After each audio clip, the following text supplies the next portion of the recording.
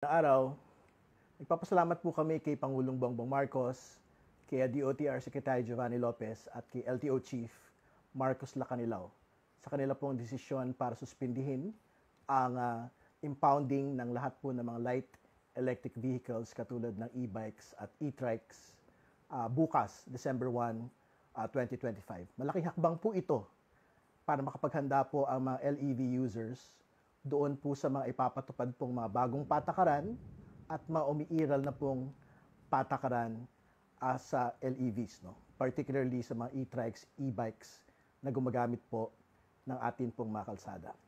Sa bahagi po ng Kongreso, handa pong makipagtulungan ang Kamara sa lahat po ng mga transport agencies para tiyakin po yung pagpapatupad ng lahat po ng mga patakaran sa usapin po ng road safety at siyempre magkaroon po ng puwang sa atin pong mga kalsada ang lahat ng mga gumagamit po nito.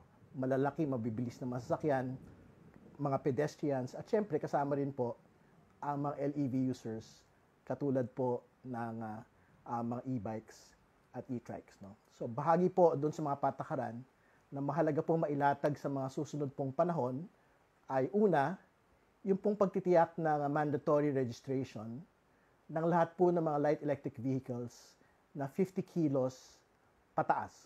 Ibig sabihin, talagang kailangan po silang mag-register sa atin pong LTO offices at yung pong proseso ng kanila pong registration, whether bago mga sasakyan ito o luma, ay kailangan na pong maging mandatory.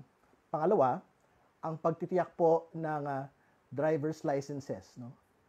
Para sa mga gumagamit po ng LEVs na 50 kilos pataas. Ibig sabihin, hindi na po pwedeng walang lisensya po yung gumagamit po ng mga mabibigat na LEVs po natin.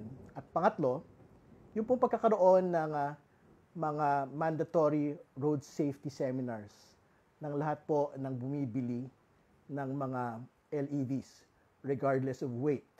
So, ibig sabihin kahit less than 50 at more than 50 ay dapat po meron pong road safety seminar po pagka bumibili ng kanila pong mga sasakyan. Ito pong ganito mga pag-uusap, mahalaga po ito. Para tiyakin po natin na lahat po ng mga pagtingin ay nako-consider at syempre para makapaglatag po tayo ng mga bagong patakaran na makabubuti po para sa lahat. Maraming salamat po at magandang hapon.